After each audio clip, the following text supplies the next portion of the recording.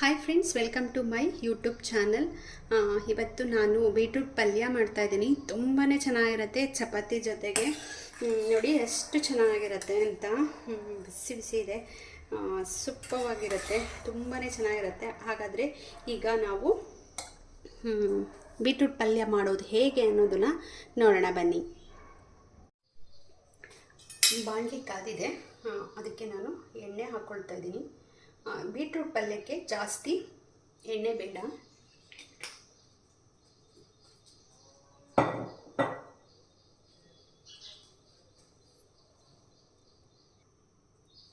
ಇವಾಗ ಎಣ್ಣೆ ಕಾದಿದೆ, ಇದಕ್ಕೆ ಸಾಸಿವೆ ಹಾಕ್ಕೊಳ್ತಾ ಇದ್ದೀನಿ.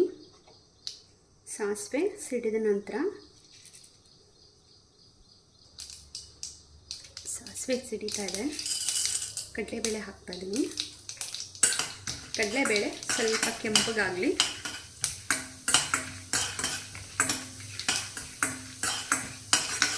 ಕೆಂಪಗಾದ ಮೇಲೆ ಇದಕ್ಕೆ ನಾನು ಕೆಂಪು ಮೆಣಸಿನ್ಕಾಯಿನ ಯೂಸ್ ಮಾಡ್ತಾ ಇದ್ದೀನಿ, ಖಾರ ಮೆಣಸಿನ್ಕಾಯಿನ. ಹಸಿಮೆಣಸಿನ್ಕಾಯು ಹಾಕ್ತಾರೆ, ಅದು ಸ್ವಲ್ಪ ಗ್ಯಾಸ್ಟ್ರಿಕ್ ಅಂತ ಹೇಳಿ ನಾನು ಮೆಣಸಿನ್ಕಾಯಿ ಹಾಕ್ಕೊಂಡಿದ್ದೀನಿ, ಕೆಂಪು ಮೆಣಸಿನ್ಕಾಯಿ ಖಾರ. ಅದು ನಿಮಗೆ ಖಾರ ಎಷ್ಟು ಬೇಕೋ ಅಷ್ಟು ನೋಡಿ ಹಾಕ್ಕೊಳ್ಳಿ.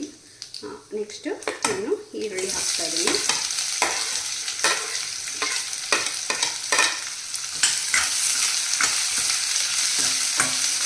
ಈರುಳ್ಳಿ ಹಾಕಿದ್ಮೇಲೆ ನಾನು ಕರಿಬೇವು ಹಾಕ್ತಾಯಿದ್ದೀನಿ. ಕರಿಬೇವು ಡೈರೆಕ್ಟ್ ಎಣ್ಣೆಗೆ ಹಾಕಿದ್ರೆ ಜಾಸ್ತಿ ಸಿಡಿಯುತ್ತೆ, ಸ್ಟವ್ ಎಲ್ಲ ಗಲೀಜಾಗುತ್ತೆ, ಆ ಕಡೆ ಈ ಕಡೆ ಎಲ್ಲ ಜಾಸ್ತಿ ಆರತ್ತೆ ಅಂತ ಹೇಳಿ ಕರಿಬೇವು ನಾನು ಆಮೇಲೆ ಹಾಕ್ಕೊಳ್ತಾ ಇದ್ದೀನಿ.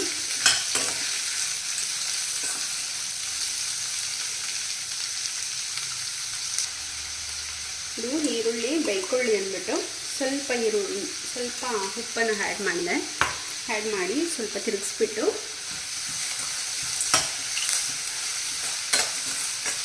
ಬೇಗ ಆಗ್ಬಿಡುತ್ತೆ ಇದು ಪಲ್ಯ. ಒಂದು ಲಿಡ್ ಕ್ಲೋಸ್ ಮಾಡಿಬಿಡೋಣ, ಬೇಗ ಬೇಯ್ಕೊಳ್ಳುತ್ತೆ ಈರುಳ್ಳಿ ಅನ್ನೋದಕ್ಕೋಸ್ಕರ ಅಷ್ಟೇ.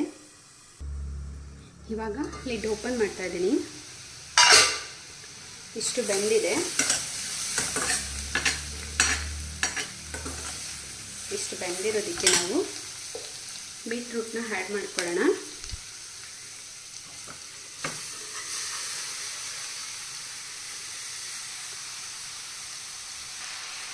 ಬೀಟ್ರೂಟ್ ಹಾಕಿದ್ಮೇಲೆ ಎಲ್ಲರೂ ತಿರುಗಿಸ್ಕೊಳ್ಳೋಣ.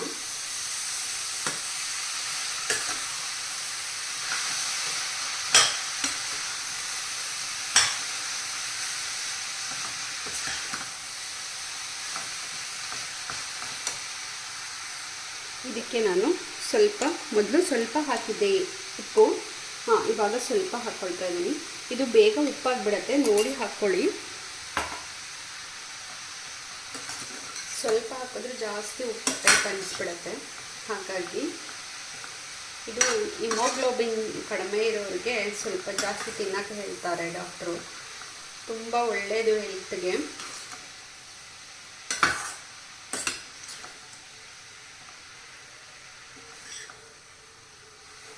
ಒಂದೊಂದು ಬೀಟ್ರೂಟ್ ಅದು ಗೆಡ್ಡೆ ಇರುತ್ತಲ್ಲ, ಅದು ಸ್ವಲ್ಪ ಜಾಸ್ತಿ ನೀರು ತಗೊಳುತ್ತೆ.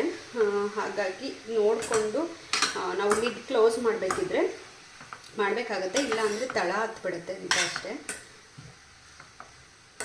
ಒಂದೊಂದು ನೀರು ಬಿಟ್ಕೊಳ್ಳುತ್ತೆ, ಒಂದೊಂದು ನೀರನ್ನ ಇದು ಮಾಡ್ಕೊಂಡ್ಬಿಡುತ್ತೆ, ಹಾಗಾಗಿ ತಳ ಹಿಡ್ಕೊಳ್ಳೋ ಚಾನ್ಸಸ್ ಜಾಸ್ತಿ ಇರುತ್ತೆ.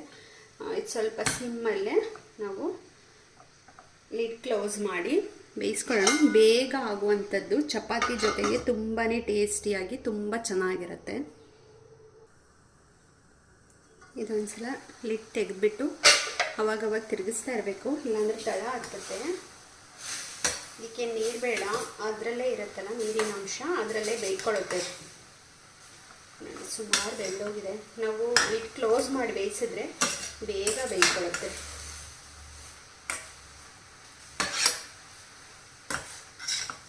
ಸುಮಾರು ಬೆಂದೋಗಿದೆ, ಅಲ್ಲೇ 1 ನಿಮಿಷ ಅಷ್ಟೇ.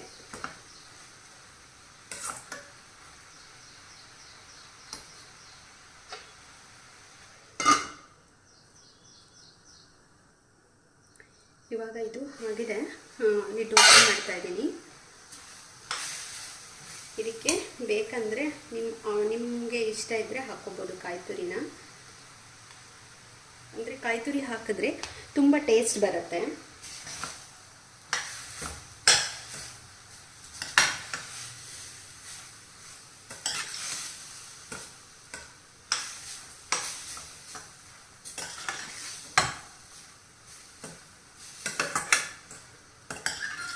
ಬೀಟ್ರೂಟ್ ಪಲ್ಯ ಇಷ್ಟೇ ರೆಡಿ ಆಯಿತು. ಬೀಟ್ರೂಟ್ ಪಲ್ಯ ಇದ್ರ ಜೊತೆಗೆ ಚಪಾತಿ ತುಂಬ ಚೆನ್ನಾಗಿರುತ್ತೆ.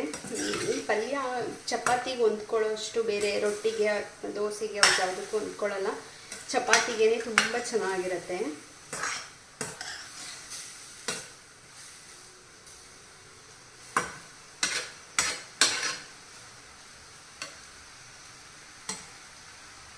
ಇದಾಯಿತು, ನಾನು ಆಫ್ ಮಾಡ್ತಾ ಇದ್ದೀನಿ. ಚಪಾತಿ ಜೊತೆಗೆ ಬೀಟ್ರೂಟ್ ಪಲ್ಯ ತುಂಬಾ ಚೆನ್ನಾಗಿರುತ್ತೆ. ನನಗಂತೂ ತುಂಬ ಇಷ್ಟ ಚಪಾತಿ ಬೀಟ್ರೂಟ್ ಪಲ್ಯ.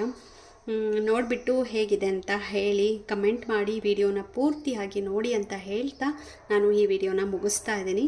ನೆಕ್ಸ್ಟ್ ವಿಡಿಯೋದಲ್ಲಿ ಸಿಗ್ತೀನಿ. Thank you.